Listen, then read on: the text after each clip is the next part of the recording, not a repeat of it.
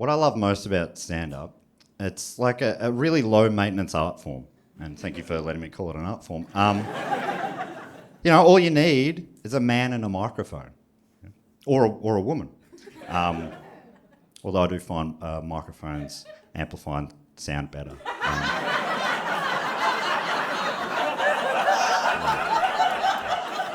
Took a little trial and error to figure that out. Early tours, I was on the road and I'd take a woman out with me and I'd whisper the jokes in her ear and then she'd yell them out at the crowd, but the timing was always off, so put a line through that. Hey, just by the by, there will be some irony in the show tonight. Anything you disagree with, I was being ironic.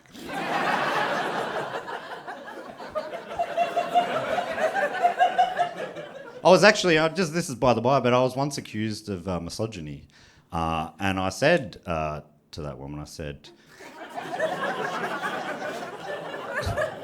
I can't be a misogynist. I don't even see women. And I said I'd never experienced misogyny. You can't be what you can't see. So I said that to her quite firmly, actually. In her general direction, didn't know where she was, but or I thought she was.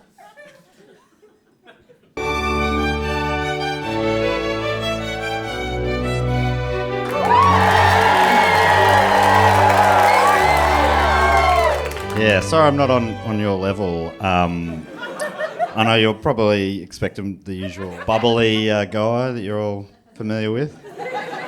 So sorry I'm not meeting on your level. I'm feeling a bit flat, so...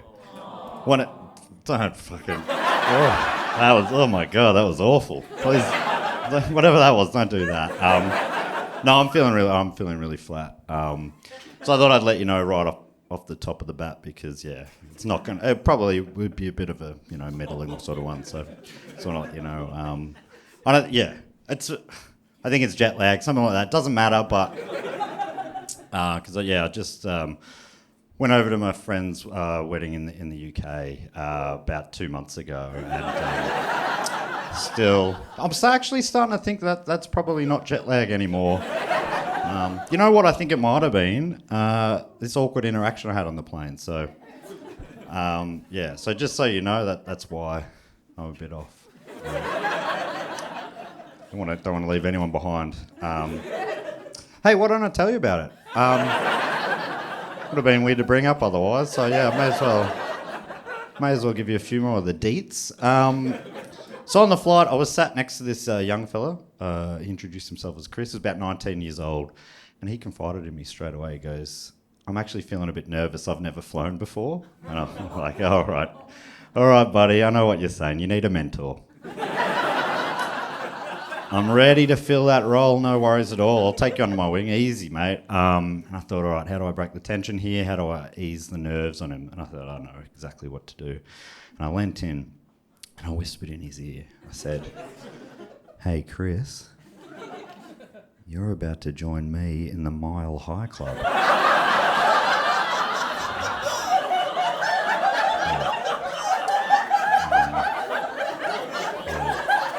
As it turns out, that doesn't mean what I thought it meant. I'd always just thought that was the name for people who've been up in a plane. Oh, you've flown. Oh, you're in the Mile High Club. Yeah, me too. No worries. But no, as it turns out, it meant something quite a lot saucier than that. Borderline sexual. And where I come from in Moorabbin, we just call that getting a root in the plain loo. But nice to have a less uncouth way of saying it. Yeah. I guess a more couth way, if you will. If anything, that probably had the reverse effect of what I was going for. His sweat, got worse. He became a very sweaty young man, and I'm like, all right, I know what's going on here. I said, "Chris, mate, are you afraid this plane's going to crash?"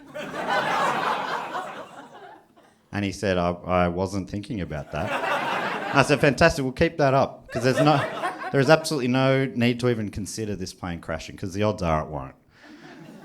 And I like to get the whole truth out. As I said, odds are that it won't, but there is a pretty good chance it will as well. I said, planes crash a bit. There's a whole TV show dedicated to investigating such things. That's been episodic for decades and doesn't seem to be running short on source material. So, but I said the odds are, are still with us because they only crash every 4 or 5 flights. I didn't know the exact number, but I think that's about right.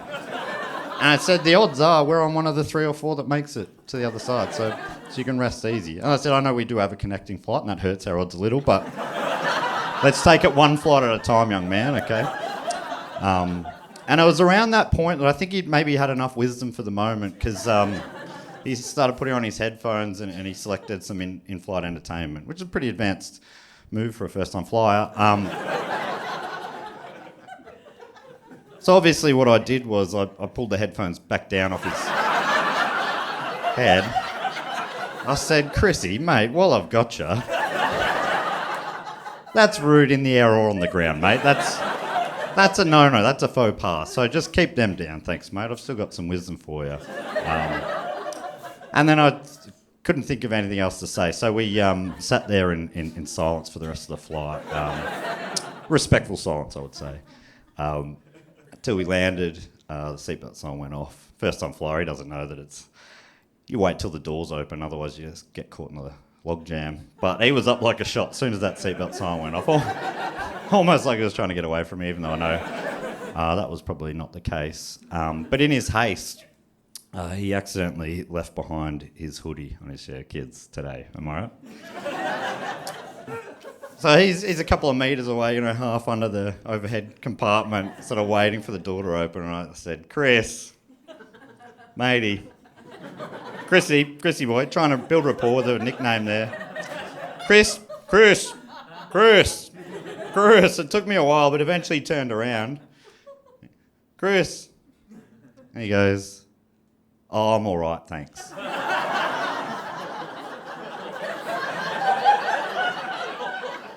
Oh, Chris. It felt like a bit of a deal. Chris.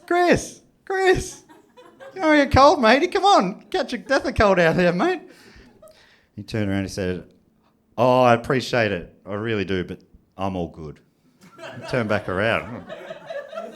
I'm feeling like a real silly guy now. I'm feeling very, very silly.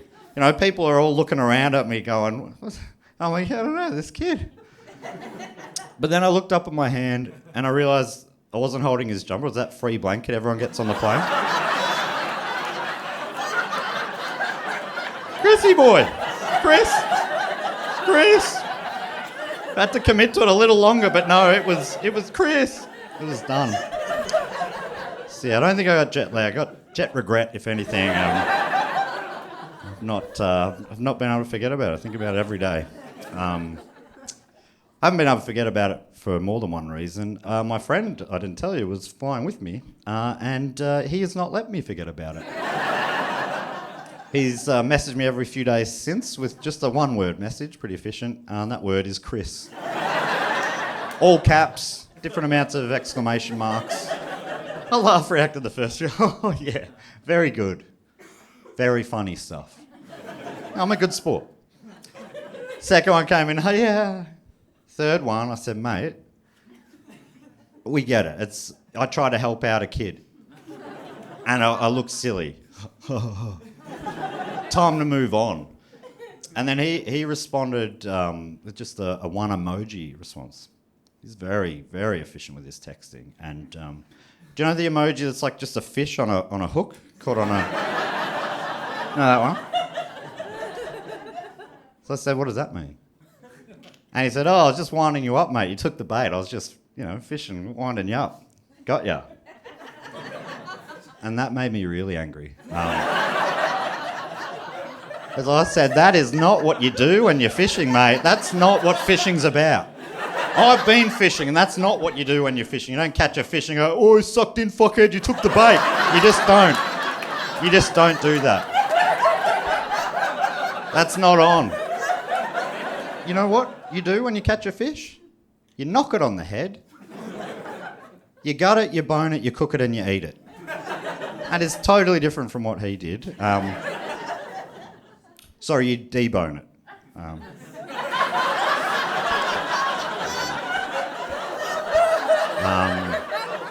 I know some people will give it a little kiss and throw it back, but I think boning him has taken it way too far. I think that's unethical, actually. Wouldn't want to be encouraging that at all. To be honest, I don't do a lot of fishing.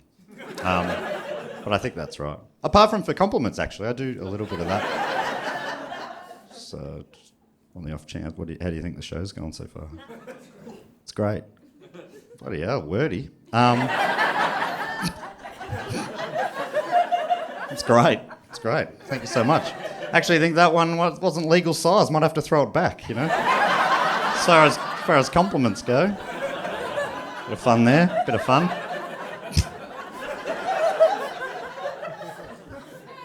Hey, here's something I've been thinking about lately. Remember the marriage equality poll a few years ago? Yeah. It was a pretty big thing. Yep, not a lot of you got excited about it. Is it because it happened 8 years? It doesn't matter, but... So yeah, it was if you don't know, it was a poll where we got to decide whether people had equal rights or not. I think it was, the right way to do it. We got a pencil and we got a ticket card, you know, that sort of thing. I think that's about right.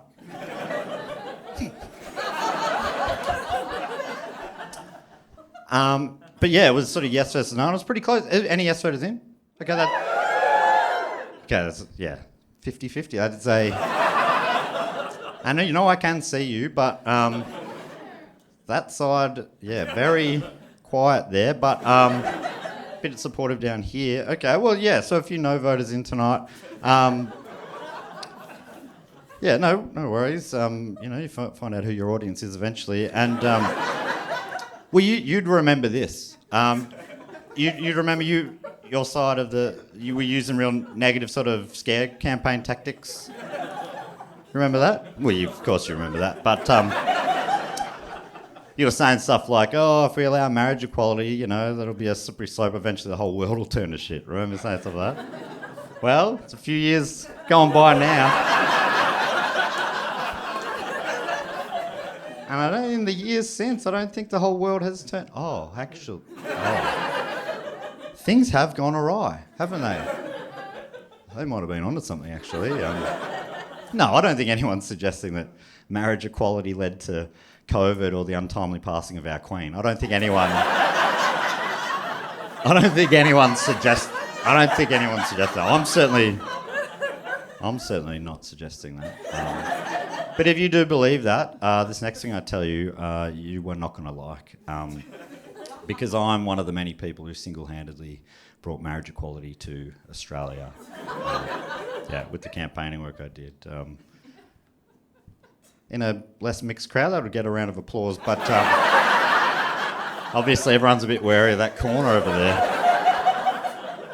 there. So I'll tell you what I did. They wouldn't know. You'll probably remember, but they were busy with their own stuff. This is what I did. I sort of looking 50-50 in the newspaper polls. That's when I stood up, put my neck on the line for marriage equality. This is what I did. I changed my Facebook profile picture. I'm already winning some of them over, actually. Changed my Facebook profile picture so they had like a rainbow filter. So you can call me a change maker. Online influencer if you wanted to. To be honest, the photo that was my profile picture at the time was a group shot with some mates. And I'm like, well, if I'm going to change the world, I don't want them getting any of the credit. So I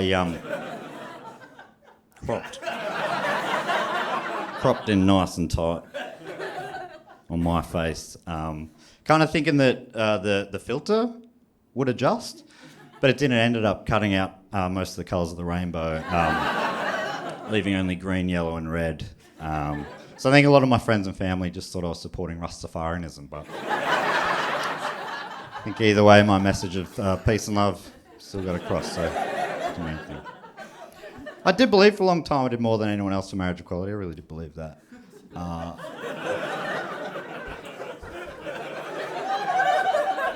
really did believe that. That was until I spoke to my friend Gary, right? And Gary told me that he stuck his neck out on the line even further than me. This is what Gary did. Gary said, and he said this publicly, very brave. He said that he wouldn't get married unless marriage equality laws were passed in this country. Yeah. Admittedly, Gary is a gay man. He's also single. Without any real prospects of love, to be honest, Gary is not a very lovable guy. Barely likeable. Lucky to call himself my friend. He's a dog of a bloke.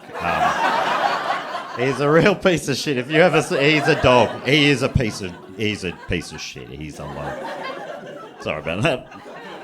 A little carried away there. Got a bit honest. You're not into tonight, eh, mate? That would be awkward. And surprising because he's not from Melbourne. And I made him up. Yeah. So, yeah. Would have been pretty surprised to look out there and see his face. You know what? I wouldn't put it past him. That's classic Gary, somehow manifesting himself in human form, flying to Melbourne just to come here tonight to stuff up my taping. What a dog. What a piece of shit. If he was here, I'd say to his stupid face. Honestly, I would. Nah, good on him. Can't choose your friends, am I right?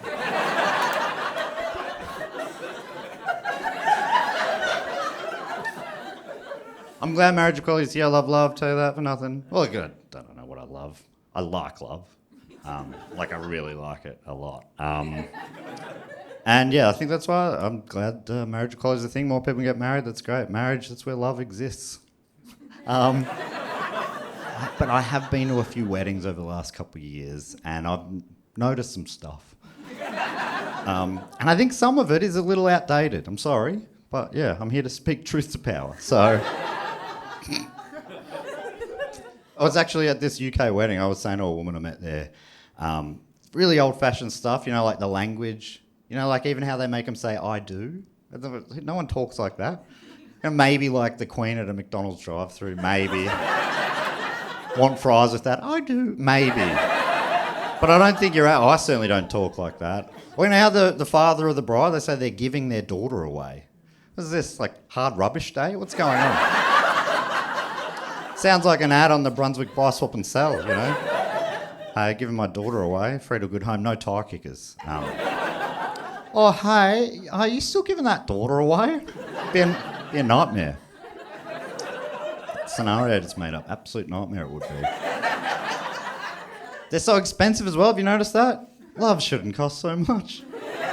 So expensive. So much so that people don't even have them on weekends anymore because they're too expensive. They have them on weekdays to save money. Or save them money. They just pass that cost on to their guests, don't they? Because they've got to take the days off work. Not me. I don't have a real job, but I mean, people like you. So I'm thinking about hopefully people like you. We're absolutely fucked if you're like me. A world full of me is, not good. But it's very expensive. And then diamond rings, so expensive. You heard of these diamond rings? They're so expensive. And then, everyone thinks, I grew up thinking, when you get engaged, you buy a diamond ring. That's just how it is. And I just assumed that's how it always was. I pictured Jesus down on one knee with Mary Magdalene, diamond ring in hand. But no, as it turns out, it's only about 100-year-old tradition. Which I believe is way more recent than Jesus. And and it was made up, it was just made up. And you're not going to believe it. The people who made up the tradition of diamonds have to be the engagement ring, it's the same company as the one who mines the diamonds. This is one of the weirdest coincidences I've come across. Company's called De Beers. And it's having heard a bit about it, I'm like, this is the first black mark against the diamond industry for me. As far as I knew, always stand-up citizens, but yeah. The company De Beers, it's ruined having De Beers with the Du Bois.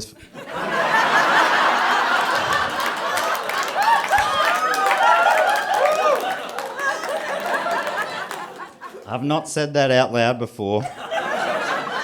Will I be out? I mean, I'll try it again. But I can't help but feel that beautiful moment has now been lost. I think It's kind of ruined a lot of stuff. The name, this is why you probably should do new material. Thank you so much. Yeah, I don't know. There's something about the name De Beers. It's sort of been ruined for me, along with the rest of the diamond industry. It even has taken the fun out of having De Beers with Du Bois. Okay.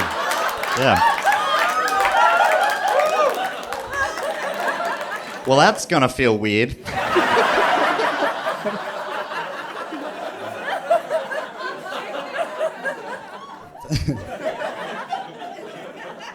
They came up with a lot of cliches and classics that we know today. You know, diamonds are forever. De Beers came up with that. That was just their marketing team came up with that, and it's not even true. That's their big slogan: diamonds are forever. But they can crack. They can be disintegrated. It's like they're lying to us. What is true, though, is that diamonds are the hardest naturally occurring substance in the world. So maybe they could have used that for the slogan. Something like, diamonds as rock hard as my love. I mean, that's a first draft, but I think there's something. That's probably why I've never made it in the marketing world. Too honest. If anything. But they're also the ones that came up with the rule about how much money you're meant to spend on a diamond ring. Do you know this? Too much money. That's right. Too much money. No, it's 2 months' salary is what they tell you should spend. And they're trying to bump it up to 3 months, which is wild in itself. You think inflation could take care of that, but they want you to spend a quarter of your year's salary on it. Wild. And the way they convinced us as a society to do this was with ads, and we've just gone, oh yeah, okay. Ads like this. This is one of the ads they started pushing out with. How 2 months' salary wound up on Julie's finger. And people went, oh yeah, all right, the picture says so. I guess that's... I mean, I don't know how much of this is important, but it's wild writing on here. Take a look at Julie. No matter where we go, everyone does. So I wanted to get her the biggest diamond I could afford. One that other men could see without getting too close.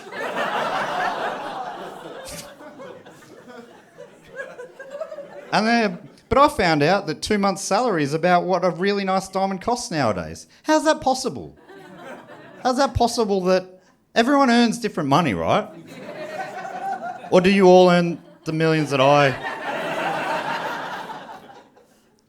You know what? I reckon the guy who wrote that at the time, I reckon he probably had about 2 months' salary up his nose. It was insane. The writing there was insane. That's just an artist's impression. If anyone thinks, is that a photo? Did they capture them? No, that is. I've put that together myself. This one, another De Beers ad, seems a bit menacing, I reckon. I couldn't live without her, so I gave her a big incentive to stick around. I don't know, something about the pose, like she's biting her own hair, and I think it's implying that the incentive is the ring, the diamond ring. But is that an incentive? She's got that. You know what I mean? Like, she could run away tomorrow and the incentive should have been in 10 years, if you stick around, I'll get you a diamond. But this doesn't work. She doesn't even have to pack it. It's already on her.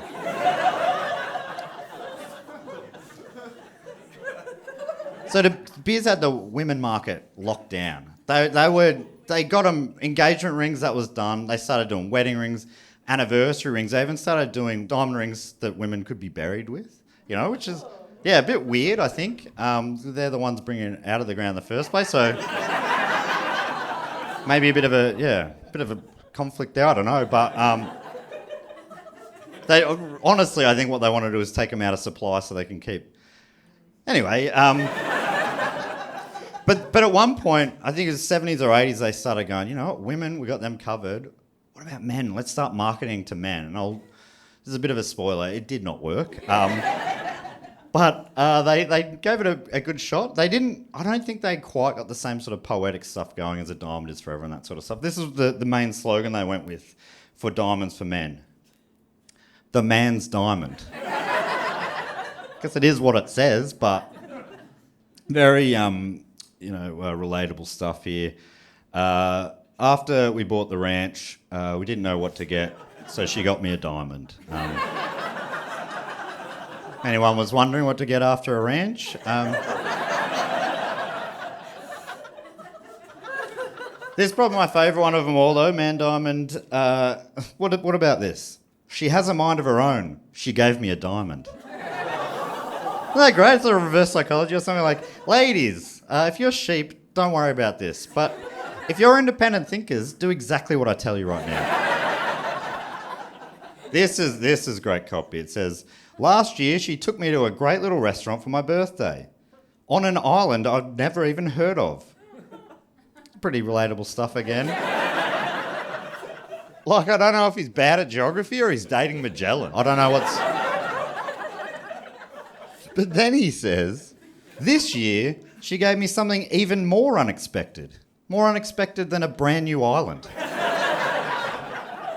This year, she gave me something even more unexpected. A diamond. A man's diamond. And then it signs off saying, diamonds, from a woman to a man. This is before AI. I would have put everything I own on that being written by a computer, but no. That came from a human hand somehow. Absolutely phoning it in. So anyway, I was saying all this to that woman at that wedding, and she goes, you realise this is my wedding day? Why are you telling me all this? I said, I don't know, sorry, I should have realised it was her wedding day. She was wearing that fruffy white dress and all, but... She said, you think my wedding is some sort of a joke? And I said, I do. Anyway. So yeah, turns out I do talk like that. I've been wondering why people still have weddings, why they still get married. They're old-fashioned. Why does it still happen? I reckon the reason people still get married is for love. Yeah, someone had to say it. But I reckon the reason people still have weddings, that's so they can publicly rank their friends. If you think about it, that's a big part of the day. Like, think back to the last wedding you went to. You go, you knock on the front door of however you get into a wedding, and then there's normally like a board with everyone's names and ranking numbers on it. They call it table numbers, but I think we all know what they mean. This wedding I went to recently in the UK, it was very British. There was like a butler-looking guy, and he had a big leather-bound book, and he said, name please, sir. And I think he knew that I had a lot riding on it. I'm like, I'm going to find out how my mate, the groom, how he sees me and our friendship and that sort of stuff. And he could feel that because he goes, oh, Matt Stewart, and he grimaced, and he goes, oh, table 28. I said, oh, great, I guess I know where I sit. I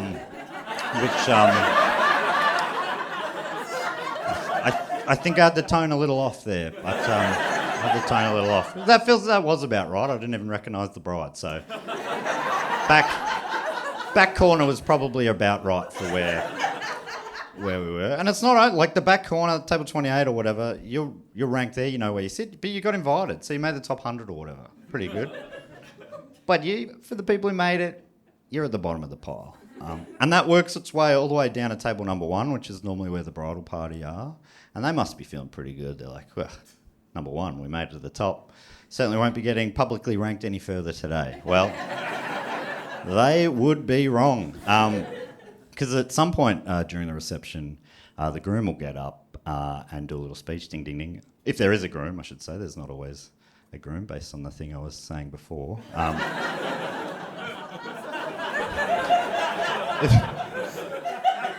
If there is a groom, they'll ding, ding, ding, say something like, oh, thanks so much, everyone, for coming out today to see me and my wife, and everyone erupts. They love the word wife at a wedding. If there is a wife, there isn't. Always, based on the thing I was saying before, but... if there is a wife, they'll say, oh, thanks so much for coming out and seeing me and my wife at the park or the church or whatever. They'll be more specific than that. And so, it was so nice as you all stood around as we said, frankly, quite private things to each other. almost like you're emotionally dogging us. But anyway, without further ado, I'd love to publicly rank some of my friends. Please allow me to introduce my best man, Greg, right? And I love how adults talk like this still. Basically what he's saying there is, hey everybody, I'd like to introduce my best friend, Greg. And my second, third and fourth best friends, sitting next to him there, in that order. In that order. I've spent a bit of time figuring out which one goes where. Gerald on the end there, obviously only just made the cut, very nearly out there with you plebs, but Cheryl wanted 4 bridesmaids and was very keen on symmetry, so I was at work when I got the call and I'm racking my brains. Gerald walks past, I said, mate, you free Friday? He said, yep, I said you're in. So thanks for that, mate. Sorry, Jeremy.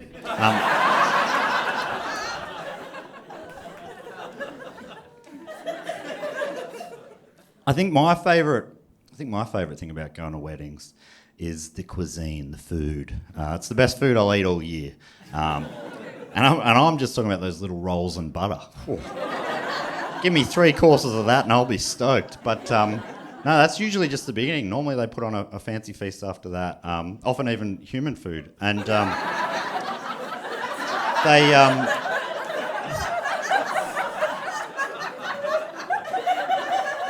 And I really love it when they put on a big splash, something meaningful to the relationship. Like years ago, one of the first weddings I went to, the couple met backpacking in Vietnam. So they put on pho, which is like a noodle soup. I hadn't heard of it before, but it was great. I'm slurping it up. I'm at the singles table. Didn't know anyone else there, but I'm trying to make a connection. Saying, "Whoa, how good is this pho? It's like 2-minute noodles, only better. It's so good." So good, yum, loving this pho. And the guy opposite me is like another travelling type, 20-something-year-old travelling type, if you know the kind of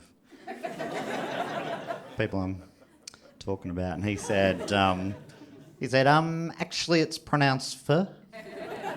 I said, oh, thank you so much. Really appreciate using the first thing you've said to me to be a correction.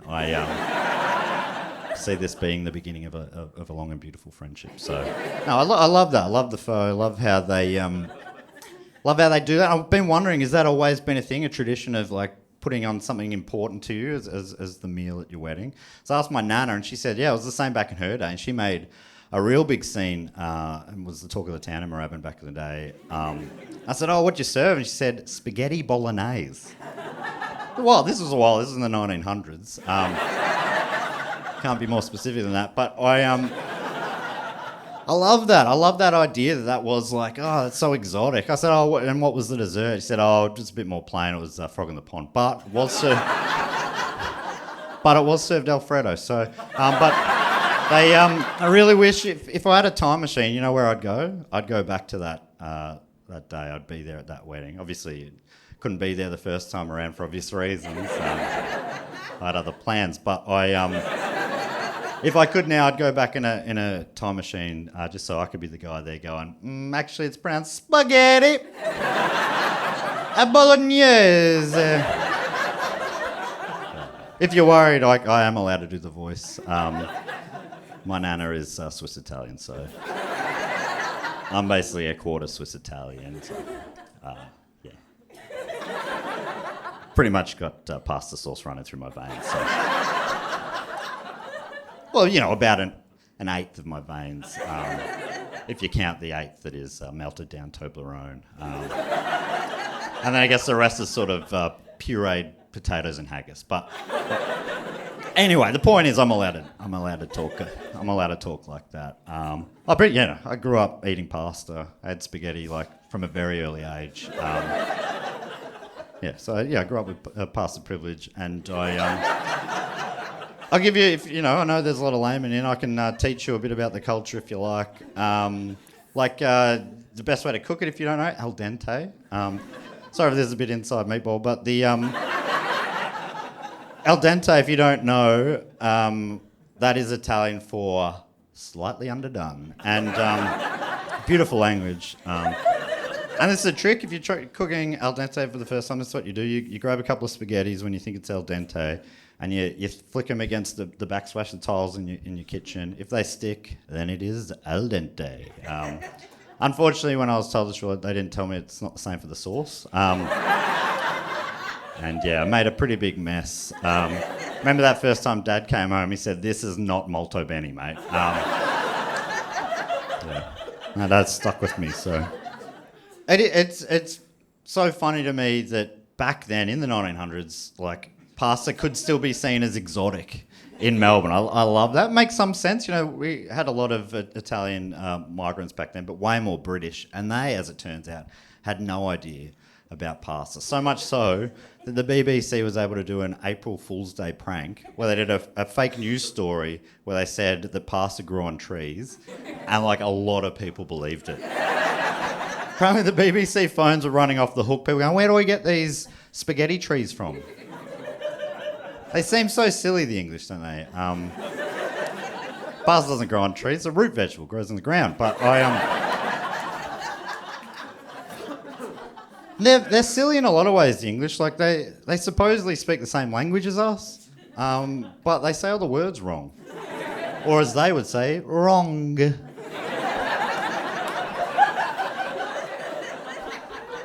It was confusing when I was over there. I was watching a bit of TV, but it took me ages to figure out what was going on. There was this BBC documentary about the Second World War, and I'm like, it took me a few minutes to figure it out, because they don't say Nazis, they say Nazis. The Nazis, oh, the Nazis. And I kept thinking it was like a Danish or some sort of pastry treat. You know, is anyone hungry? Should we get some Nazis for the table? Should we get some Nazis? Oh, sorry, actually, I don't eat meat. Are the Nazis vegetarian? Oh, the main one is. So that's a little Hitler joke there, but yeah. I think most comedy shows will have a Hitler joke or two. And hey, here's something about me. I don't eat meat. I'm vegetarian, and yeah, it was one of the first things I found out. Probably, a few months in, I found out that means you can't eat meat. That's one of the rules. And to be honest, that annoyed me. If I'd been told that straight off the bat, I never would have committed to it. But it's easily the worst thing about it. But, I found out a nice loophole recently. While there is a rule saying if you're vegetarian, you can't eat meat, there's nothing in the rule book that says you're not allowed to lick meat. Yeah. All the flavour, none of the guilt. So that's what I've been doing lately. You know that phrase, "Oh, fair suck of the salami"? Well, that was my lunch today, so yeah. At weddings, right? I've always had to RSVP dietary requirements. You tick the vegetarian box. Well, since I found out this loophole, this last wedding I went to, I'm like, I'm not ticking anything. I'm just going to eat what everyone else eats. Sorry, I'm going to lick what everyone else eats. Unfortunately, in the end, I probably took it too far. Made a bit of a scene when I sucked the garlic butter out of the chicken Kiev. I was asked to leave, unfortunately. And the bride and groom said I wouldn't be invited back, which I thought was weird. Weddings are normally a one-off, but maybe I believe in their love more than they do. Who knows? So that was an awkward one, but I don't know if you'd believe this. I often have awkward interactions. That has surprised a few of you, but it's true. And they often happen at weddings. I don't know why at weddings I always get stuck in conversations, and it's always with the same kind of guy. It's always with someone's country uncle. Don't know why. It's possibly because I look like someone's country uncle, but it's always the same. The conversations always start in the same way. They come in real hot, the country uncles. They're huge hands. I don't know if you know, they've got the biggest hands. They come like, "Oh, put her there, mate," and then they squeeze the life out of you. "Put her there, mate." I don't know how their hands are so big, and it's like they're muscly, like every finger's got its own bicep, Squeezing the life out. "Put her there, mate. Hey, how's it going, mate?" And then often they'll throw in something a little emasculating. They'll say something like, at a recent one I went to, the guy goes, "Hey, so what you city boys call a hand?" Doesn't feel like a hand, mate. It feels like a bloody wet fish. Give us a proper shake, mate. I said to him, "Oh, yeah, sorry. Sorry I don't have a real strong, tough hand. I don't get a lot of calluses holding a microphone for an hour a night. I'm sorry." I didn't say that. I'm a coward. I said, I guess so. I don't know. I think I curtsied, I don't know, but... He's got in my head, that guy, to be honest. He's got in my head. Now I've got soft-handed syndrome, something I didn't even know existed, and been working hard on, creating a solution to it. And I think I'm ready to unveil it tonight. Yeah, pretty excited, I can tell. So what I'm calling it is bucket of gravel beside the bed. Okay. A few blank faces. I thought that would be enough info, but I can explain further. You probably picked up it is a bucket of gravel. Yeah. Keep it beside the bed. Then every morning, right, you wake up, grab a handful of gravel, just rub it between your hands. So you get a nice lather going, okay? Nice bloody lather, okay? And that's pretty much it. Then you just leave the wounds to weep. That's it. That's for the day. Next morning, wake up, another handful, another lather. Do that day after day, week after week. Your hands start toughening up, right? Till eventually you find yourself invited to another wedding, right? Shaking another country uncle's hand, right? Only difference is this time, he doesn't even realise you're not a real man. Yeah. Sucked in, cockhead, we got him. Played the long game, never saw it coming. Bam! Maybe you can whisper something emasculating to him. You say something like, "Who's the wet fish now?" Right? And you give him a little kiss and throw him back. Yeah. Cop that. I've actually been talking to a few companies about making the product commercially available. Especially the ones who have taken the most interest are called Oil of Ulan? No. Oil of Olay. I think they used to be... Anyway, it doesn't matter. I think they used to be called Oil of Ulan in Australia and they changed to the internet. Whatever. It's either Ulan or Olay. It's not really that important. Delete the incorrect one in your memory, but I actually think getting confused between Ulan and Olay is one of the 7 signs of ageing. The other 6, of course, being looking worse, feeling worse, sleeping worse, digesting things worse, your bladder working worse, and racism. Yeah. So if you see any of those signs, grab a moisturiser, fix that right up. Fix that right up, indeed. Okay, so we are... Look, this is going to hurt some of you, but we are getting close to the end of the show. I'm so sorry about that.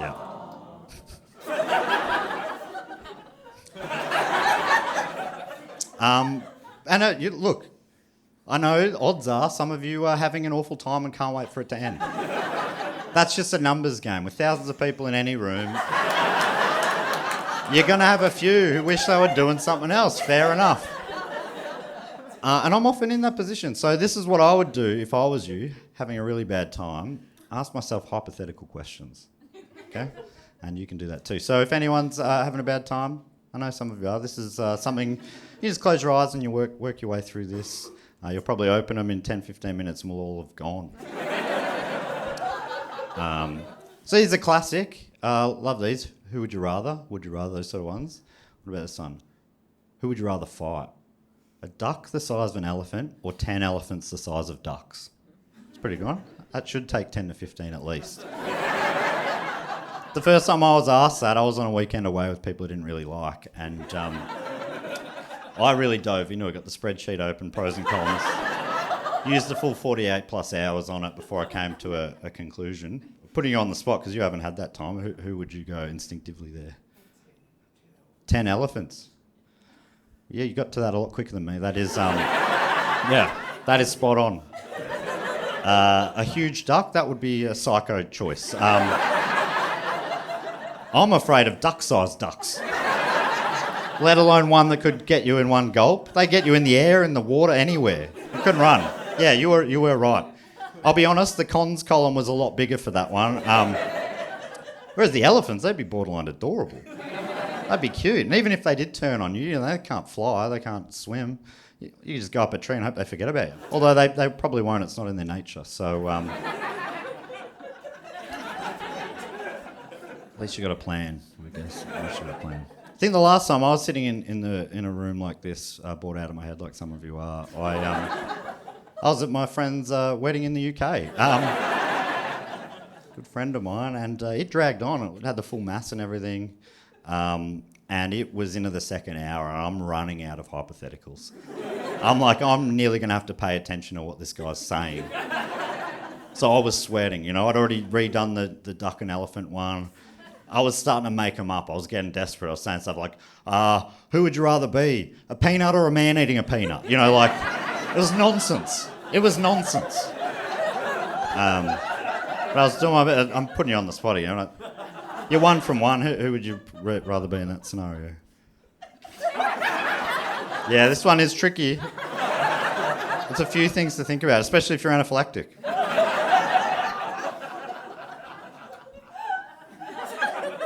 I'll give you the weekend.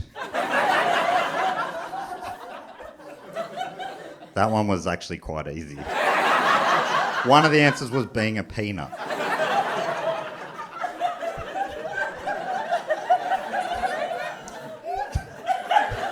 Really thought that was a lob to him, and he panicked. But it happens. That can happen. So I'm running out of ideas, and I'm starting to think I'm going to have to start listening to this priest. This is going to be no good. But then, this is wild. But then all of a sudden, the priest started asking hypothetical questions. It was wild. It was almost a big enough miracle to get me to believe again. But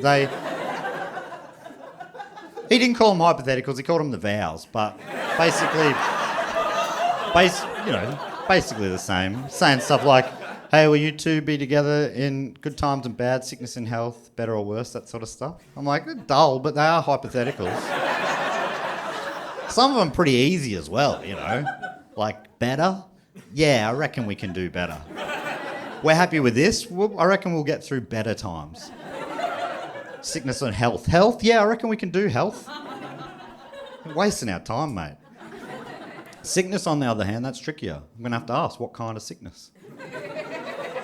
You know, we'll do all the normal ones, but is this a trick question? What if it's one of those X-Files ones, like where they spontaneously combust? Then I'm not so sure. I'm not so sure. It'll make the honeymoon night more exciting, but at what cost? Possibly your life, you know? At the very least, your sheets and cost of living crisis and all that. So, if you asked me a couple of years ago if I wanted my new bride to explode on top of me in our honeymoon suite, I'd have said, heck yes. Now, I would know to ask more questions. It's a real monkey paw type scenario, that one, isn't it? Better or worse? Better, yes, of course. Worse? That's tricky. I don't know, Your Honour, or whatever you call the priest. That's a tougher one. Need more information. Worse? It's a big spectrum. Worse? A little bit worse? Maybe that's okay. A lot worse? The worst thing ever? That's tougher, you know? A little bit worse. Oh, she's going to get pimples one day. I reckon we'll get a cream for that. We'll be okay. The worst thing ever, like, oh, one day she becomes our generation's Hitler. That's pretty much an immediate no from me. And I just need to know where on the spectrum we're going to be. It's a long way from acne to Adolf, that's all I'm saying. And I need to know whereabouts we are. Even sort of halfway, you know, like maybe one day she wakes up and she joins a gang that goes around kicking dogs for fun. It's not an immediate no, but I do have more questions. Do they have like cool matching jackets? Maybe more importantly, what breed of dog? I think we all agree a few of them could use a little kick. I'm thinking of Jack Russell's. One bit me as a kid. I need to move on, to be honest.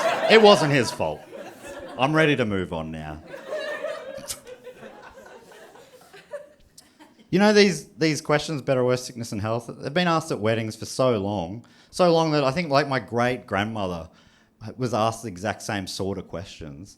And I really wish when she was asked for better or worse that she said how much worse, because she didn't. She just ticked her way through it. Yep, I do, almost like she was doing online T's and C's. She wouldn't understand even what that means. But because things got worse for her immediately, a lot worse, because her name was Nora Ryan, and she married a man named Brian Dick. So, legally, that day, she became Nora Dick. And I would argue that is worse. Especially when the alternative was that he could have become Brian Ryan. It's better. That's better. That's easily better. But that was only the beginning, unfortunately, for old Nora, because, Dick, by name, Dick by nature, this guy, Brian, because he was already married. Yeah, not married and divorced, which would have probably been, controversial back then. Still married to someone else, right? Full on. Like, that's another place. If I go back in a time machine, I'd say, "Oi, Dick. You know what you did? That's bigamy." And he would have said so, like, "Yeah, marrying two women, that is bigamy." You know, real arsehole. Real piece of shit. And I would have been like, "Duh. Yeah, Roy, pretty good. She didn't know. She didn't find out for a couple of decades, I think. Like, she lived sort of blissfully unaware everything was all right until she found out. Obviously, things blew up. She was angry. She left him and all that sort of stuff. But I guess that proves the old adage to be true, you know. Happy secret second wife, happy secret second life. Yeah.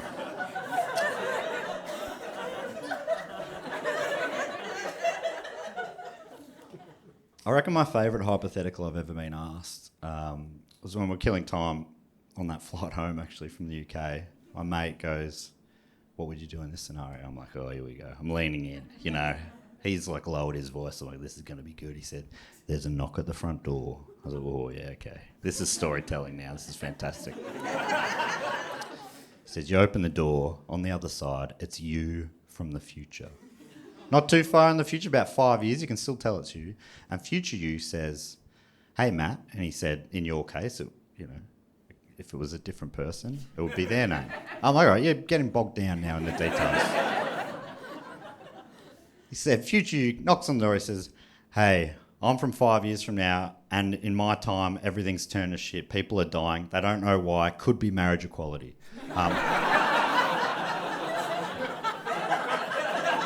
No one knows for sure, but that's our best guess at this stage." And he said, "The scientists have been running millions of tests, and they figured out the only way to save humanity was for me to get in a time machine, come back to this year, knock on your door, and for us to have sex."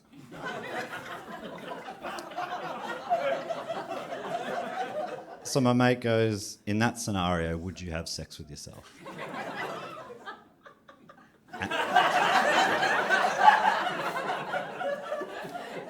And I said, "Mate, hypothetical questions are meant to be difficult. Would I have sex with the person who knows my every intimate want and need? Yes. And save the world? Man, I'd do it to save $5, you know. I'd do it for an Uber Eats voucher. I'd do it to save a cat from a tree. I don't know. I'd just do it in any regard." I don't really know how that last one would play out. Assuming that, there'd be a little kitten up a tree. And the fireman would be about to climb up, and I'd be standing there with my arm around future me. And we'd be like, "Don't worry about it, Your Honour," or whatever you call a fire. "Don't worry about it, Your Honour. We'll bone that cat right out of that tree." It's powerful love. Powerful self-love. The other thing about it is, like, even if your answer was no, you know what you're setting in motion? You're just going to have to live the next 5 years knowing the world's about to end, and you're going to be asked by a scientist to go back and be rejected by your younger self. I don't think my self-esteem could take that, you know? So I think, yeah, if you ever come into that scenario, say yes to love.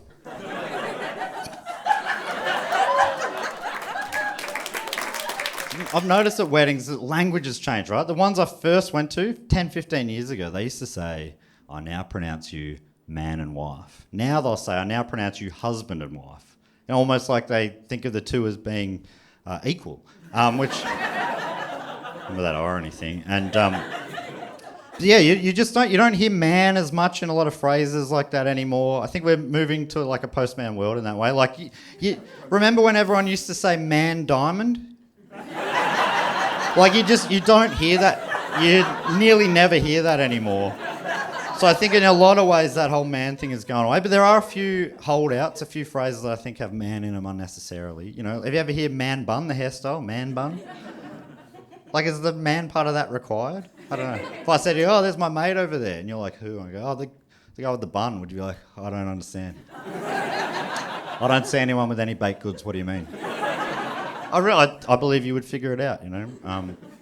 Or what about man crush? Got a man crush. I've still got a few mates to us. I got a bit of a man crush on him. Yeah, man crush, right? I think they use man in that case because it's got less syllables than not a gay.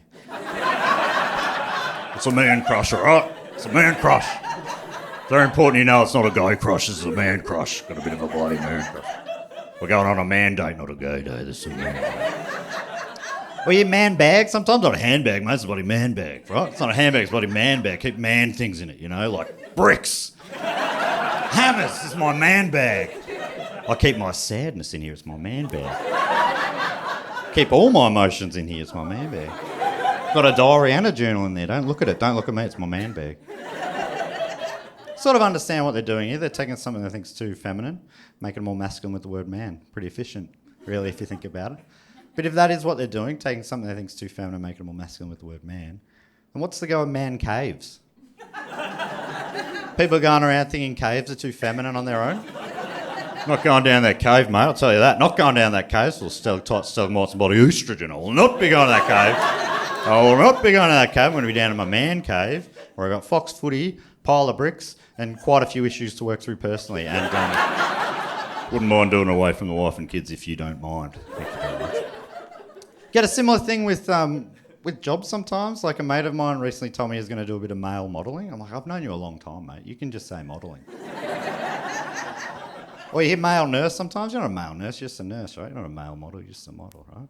You're not a male man, you're just a man.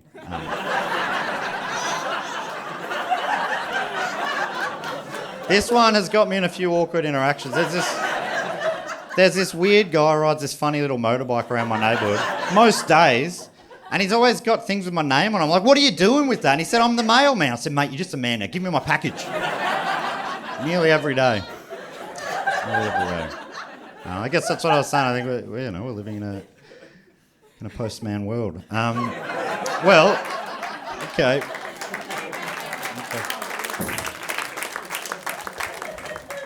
What a beautiful way for that bit to end. Polite applause. I'd love to thank Stupid Old Studios for having me. Evan and Emma. Sorry. Oh my God, this better not be that frickin' mailman. Sorry, one sec. Oh, hi, how can I help you? G'day, Matt. Put her there. Oof, strong handshake. Yeah, I've been using the gravel. Wait, how do you know my name? Oh, I'm you from the future. About 5 years from now. Oh, you look horrible. Yeah, well, the world has kind of turned to shit in my time. Everyone's dying. Oh no, is my protege Chris okay? I'm afraid not. He died of hypothermia. He really should have taken that blanket. That's so sad. But also a bit of karma. He did make me feel pretty foolish. Anyway, I guess we should get down to it. You're obviously here to have sex with me to save humanity. Whoa, what? How would that possibly save humanity? Yeah, just joking. Hey, I'm changing the subject. Did my whole meat-sucking idea catch on? Well, in my time, there isn't much meat in the traditional sense. The agricultural system has fallen apart. Nazis are in abundance, though, and have become the most common source of protein. Turns out they were right. They are the superior white meat. They're delicious. Of course, I just suck the Nazis. Yeah, great. All of the flavour, none of the guilt. Exactly. Hey, now that you've mentioned boning, if you're still up for it, it won't save the world, but it will save me the rib operation. Right, I imagine dystopian hospitals are pretty rough. Yeah, and speaking of rough, self-pleasure in the traditional sense is too painful now, you know, due to the gravel. Oh yeah, that is an oversight on my part. Hey, before we get started, in the future it's a tradition to give someone an unexpected gift before sex, so here you go. Oh my God, is that a diamond? A man's diamond? It is. The diamond companies have made it a tradition to give a diamond before basically any interaction. As the ad says, diamonds, from a human to a human. That is catchy. Yeah, AI wrote it. Hey, so anyway, do you want a bone? I do. Actually, before we go at it, I just have to get rid of a few people, sorry, I'm in the middle of a thing. Just give us a second. No worries. I'll meet you in the time machine toilet. Oh, I didn't realise we'd be doing it there. I'm a bit nervous about time travel. Oh, don't worry about that. You're about to join me in the Sci-Fi Mile High Club. Oh, well that puts my mind at ease. Be right back. No worries.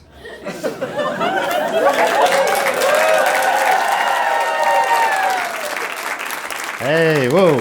Hopefully you didn't hear any of that. Well, that does bring us to the end of the show. Thanks so much for coming out. What was your name, sir? Brendan. You got that one. Well done. Do you have an answer, peanut or man eating a peanut? Man eating a peanut. Man eating a peanut. Thanks so much, Brendan. In the end, how'd you feel the show went? Been great. Very consistent feedback from you. And I reckon everyone's going to be like, yeah, I reckon Brendan was right. I reckon in a few years' time, you're all going to be looking back on tonight going, yeah, Brendan was spot on there. I thought that was great. You know, even with the shrug. Yeah, it was great. But then you'd be wondering, it was great. I wonder whatever happened to that Matt guy. Thought it was great. Thought he was going on to bigger and better things, right? You'd be having that thought sitting at home. Brendan was right. Whatever happened to that Matt guy? Thought it was great. You're sitting on your couch, right? And you'll reach over and you'll pick up your remote control, right? Whatever happened to that Matt guy? Then you'll turn on your TV and you'll move on with your life. I've been Matt Stewart. Thanks so much for having me, everybody. Cheers.